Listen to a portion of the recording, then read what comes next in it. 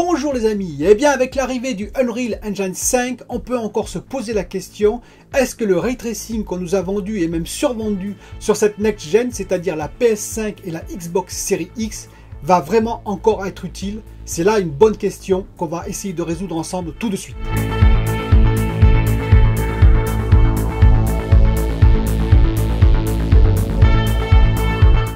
Mais tout d'abord, nous allons remonter un peu le fil de l'histoire pour savoir un peu d'où vient le Ray Tracing.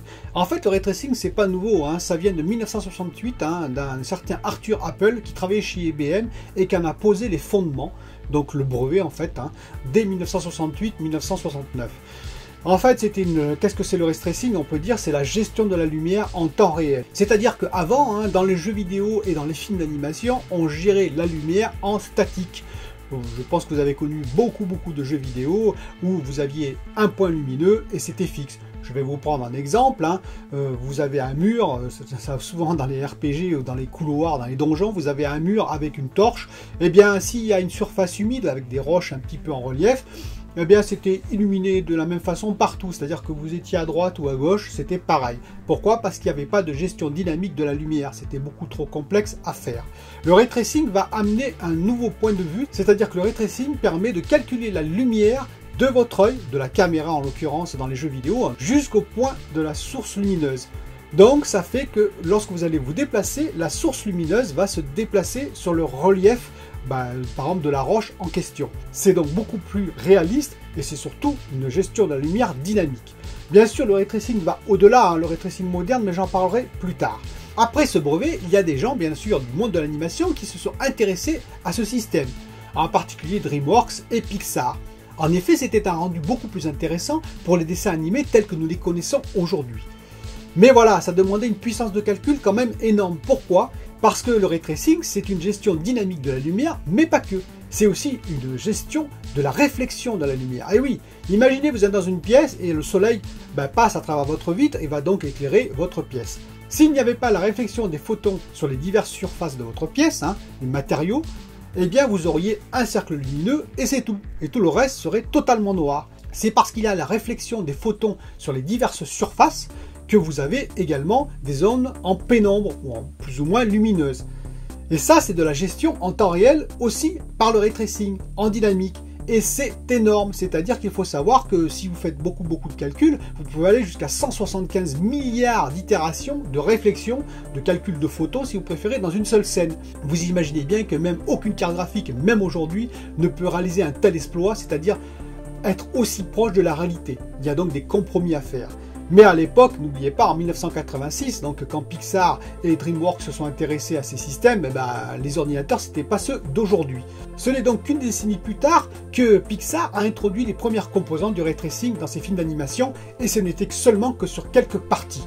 Il faudra attendre 2013 avec le film Monster pour que Pixar intègre totalement le Ray Tracing, et il faut savoir que ça demandait quand même 20 Go de RAM, et oui, par image, 24 images par seconde, 280, vous imaginez 280 gigas par seconde de film.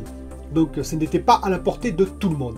Il est intéressant aussi de noter que dès 1992, le développeur génial de ID Software, John Carmack, qui a composé en particulier avec Doom et aussi Wolfenstein 3D, avec son équipe bien entendu, mais c'était lui vraiment le développeur, eh bien il a eu l'idée géniale d'utiliser le Ray Tracing, du moins une de ses composantes, c'est-à-dire que le Ray Tracing aussi, on ne calcule que ce que l'on voit, contrairement aux scènes d'avant où tout était calculé, même ce que vous ne voyez pas. Ce qui fait quand même une économie en termes de processing. Et donc lui, il a fait le raycasting, à partir du ray tracing, et en 6 semaines, il a développé un nouveau moteur de jeu qui a permis justement sur des machines, on va dire avec de la RAM comme on connaît de l'époque, avec faible RAM, etc., de faire le premier moteur 3D tel que l'on connaît sur Wolfenstein 3D et ensuite sur Doom en 1993. Et alors, allez-vous me dire, quel rapport avec la Next Gen, avec la PS5 et la Xbox Series X? Rappelez-vous, on nous a survendu quand même le Ray Tracing, c'est-à-dire que les puces AMD ont effectivement intégré le Ray Tracing. Xbox, en partenariat assez fort avec AMD, l'a intégré dès le début. PlayStation aussi, mais alors attention, il faut savoir que Xbox a un partenariat très fort avec AMD, que Xbox, il y a DirectX qui gère également le ray tracing, qui gère aussi le VRS, rappelez-vous, je vous en ai parlé, le Variable Rate Shading, et tout ça, PlayStation, il n'a pas trop envie de tremper avec Microsoft dans sa console. Donc ils ont développé leur propre solution, je pense, de ray tracing, car le ray tracing c'est un vaste mot, hein. Vous pouvez tout mettre dedans, c'est-à-dire dès qu'il y a de la gestion de la lumière, plus ou moins bien faite, plus ou moins poussée, vous faites du ray tracing.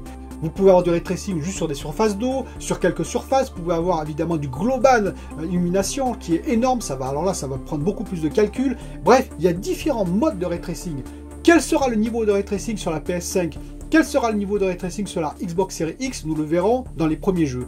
Mais est-ce que nous allons le voir? Parce que finalement, nous avons eu une très belle démonstration de la part d'Epic sur le Unreal Engine 5 avec leur procédé Lumen, qui est un procédé software, parce que je vous rappelle que le ray tracing, pour que cela fonctionne, il faut quand même du hardware aujourd'hui. Et oui, c'est Nvidia qui l'a incorporé en hardware et qui a permis que dans les premiers jeux, on ait du ray tracing. Attention, car le ray tracing est très gourmand. Même en hardware, vous perdez environ à peu près 12 images secondes. Et oui, 12 images secondes si vous appliquez du ray tracing dans les cartes Nvidia.